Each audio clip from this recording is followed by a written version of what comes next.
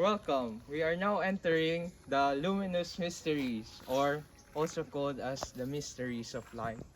So, come, let us see the mysteries.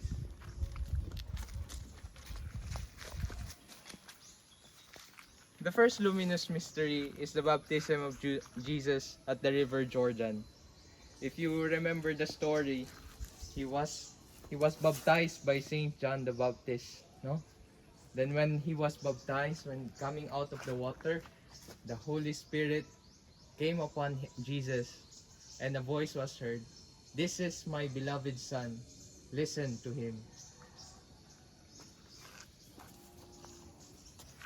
Come, let us see the next mystery.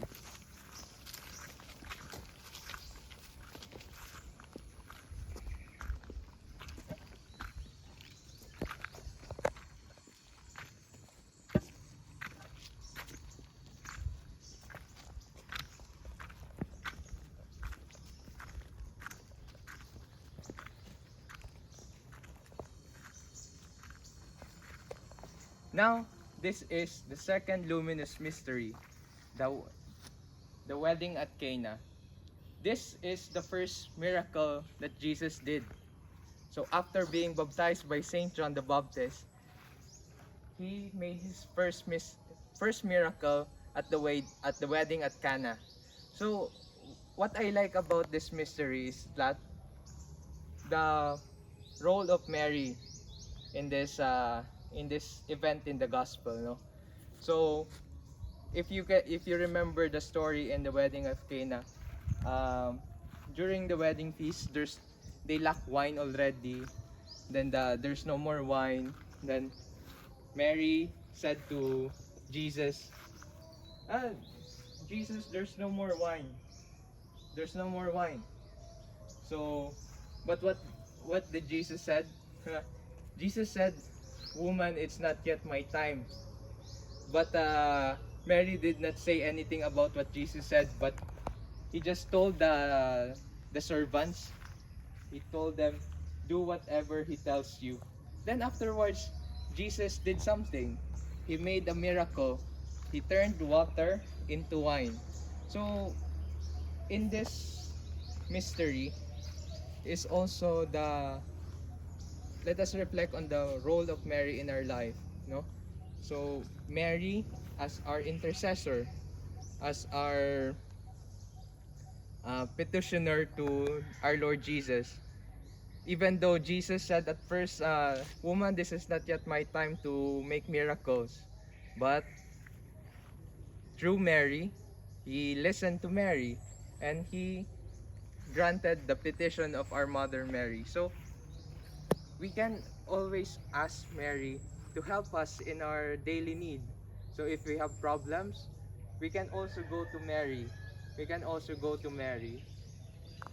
So what is the saying? To Jesus through Mary. So let us reflect on our relationship with our Mother Mary. Let us also see her as our intercessor to our Lord Jesus Christ. The second luminous mystery, the wedding at Cana. Now let us proceed on the third luminous mystery. Come.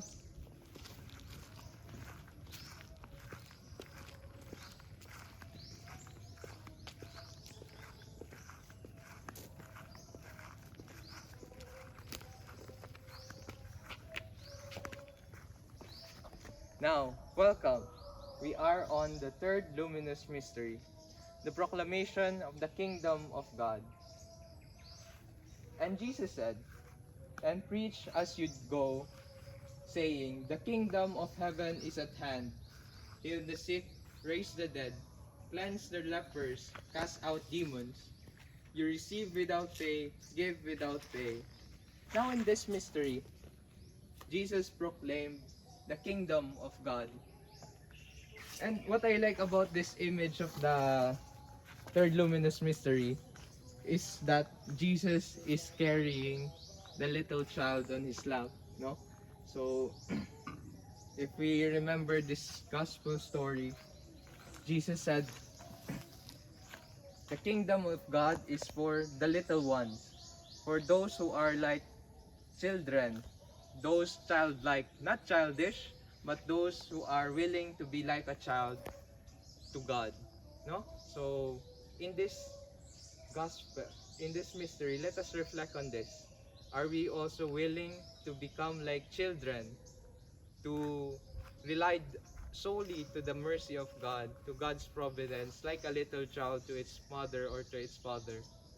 So, are we willing, or do we have the capacity to be like children, the spiritual childhood? The fourth luminous mystery. The third luminous mystery, the proclamation of the kingdom of God. Now let us proceed to the fourth mystery.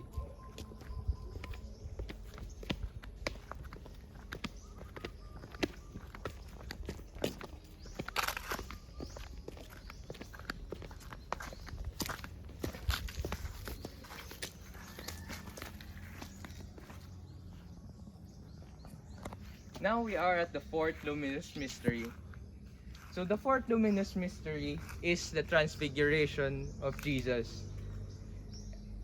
And in the gospel it says, "And as he was praying, the appearance of his countenance was altered, and his raiment became dazzling white.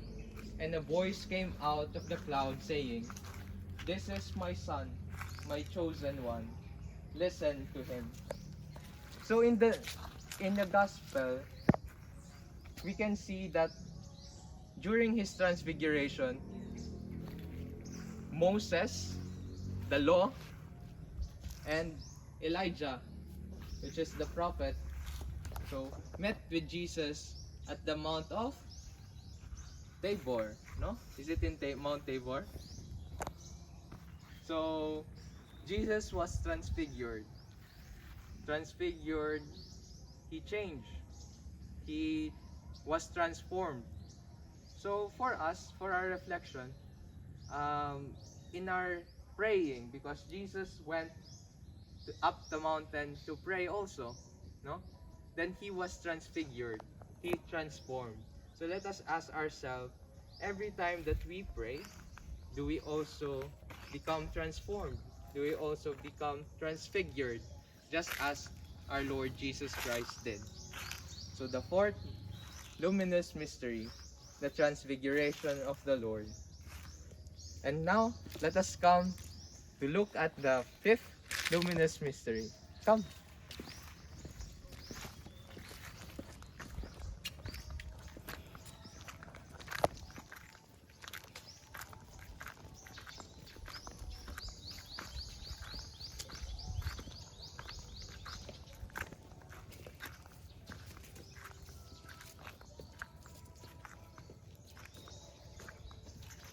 Now we are at the fifth luminous mystery, which is the institution of the Eucharist. In the Gospel it says, "And he took bread, and when he had given thanks, he broke it, gave it to them, saying, 'This is my body, which is given for you.' And likewise the cup after supper, saying, 'This cup is poured out for you in the new covenant in my blood.'" So in this mystery, we see the unending love of God for us. That even until now, we always do this. The Eucharist. The Eucharist as His real body and blood. So He is always present to us till now. Even though after His resurrection, after His ascension, He still gave us the Eucharist so that we can always feel His real presence in the Eucharist. So for our reflection, let us ask ourselves if in every time that we hear Mass, we go to Mass, do we still have that awareness of His real presence? Do we feel Him during the Mass? So this is the fifth luminous mystery, the institution of the Eucharist. Thank you.